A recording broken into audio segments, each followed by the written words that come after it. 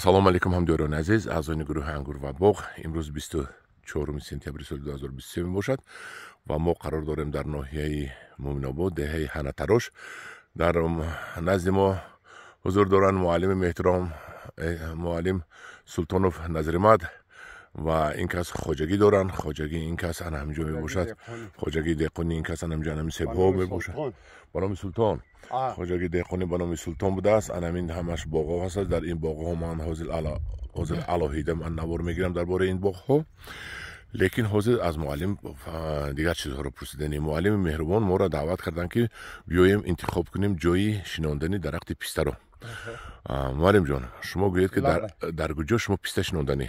мо ният дорем ки ҳамин замини 1 гектари 60 сотик замина ана гирча маҳкам кардем, чихеле ки шумо дар навор мебинед.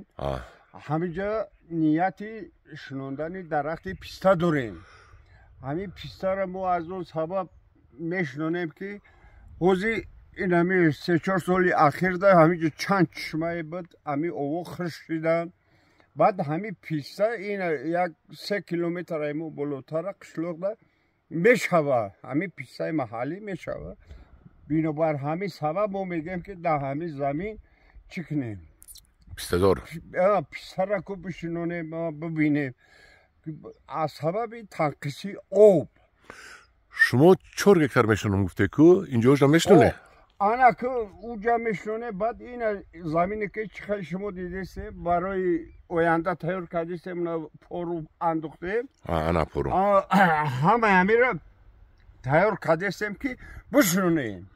инҷа гандум мекорид дар ҳаворӣ? тои иқа вақта гандум буду. ана азози мегӯем ки писта бичкунем. гандум чанд қа мегирифтед? гандум и заминои ҳосилнохезанд. ҳам 1 гектар 9 қопча 7 қопча михел чимзе гирфте ки ҳам 1 трактор ка. бинобар ҳамин сабаб мегӯем ки тайёрш кардесем ҳамин писташ кунем.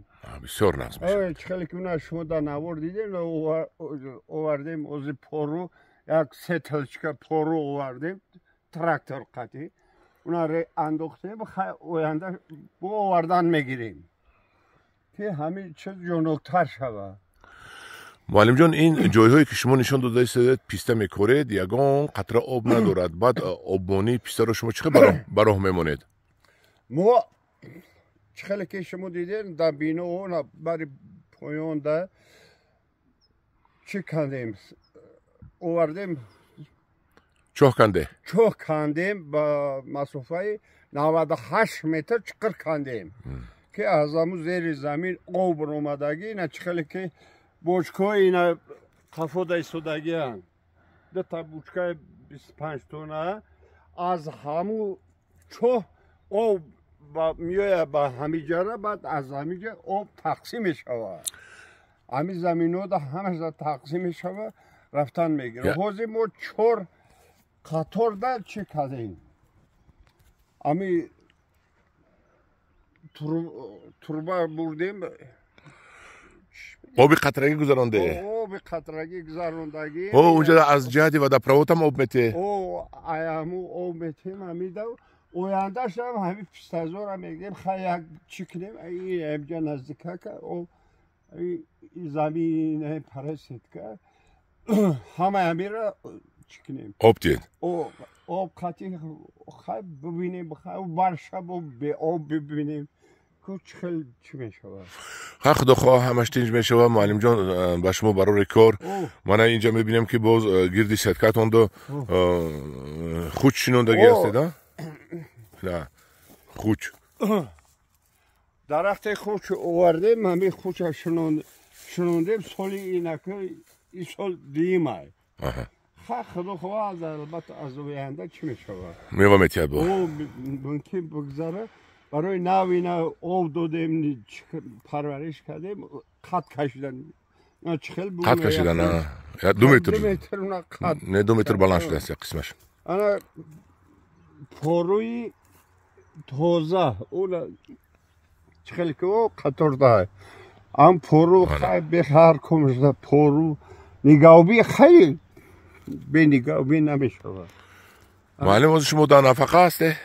ما سالی ششم که در نفقه هستم. این همی باغ همی در سر کار گرفته استیم کم خیلی. ولی یک جا شما 10,000 دانه سفیدار هم شنوندگی هسته نه؟ او ما بار پایونده یک جای سیلگذار بود. وزی می رویم همونجا جاش همش نقل میکنید نشان میتید مایلش؟ مایلش. انا حاضر همدیران عزیز من در اینجا نوار رو یکمش رو قطع میکنم و میگذاریم با دویم نوار اویدی همین سیب ها در پناه خدا باشید.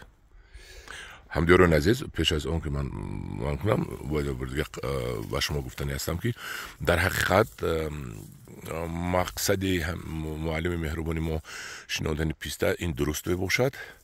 بلندی که ما قرار داریم از سطح بر 1250 متر است. پیسته در قشلاق اینا هست و پیسته می شود. من از متخصص پیسته پرور اکای حاجی شریف پرسیدم گفتن که تا 1400 متر از سطح بر بلندیش پیسته نقض می شود و در اینجا خدا خواهد معلم فرزندان آنها جنهای آنها 2000 دانه پیسته زکات کرده ایستادند. خدا خواهد ما نهالش رو بیاریم و در همینجا همش رو پیسته زور کرده میشنونن چون که در حقیقت زمان دیگر شده ایستاده است،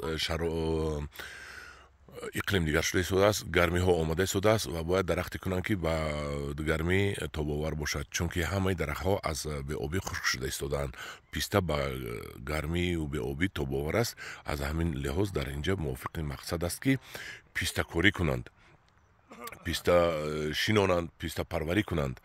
انا همدیران عزیز در اینجا من به آخر میرسانم. شما هم خیلی زمین های بیکار خوابیده داشته باشید و تونید که با آب تامین کنید، کم کم با آب قطرگی حتما پیسته زار کنید. شما حتما برکه میابید. در پناه خدا باشید.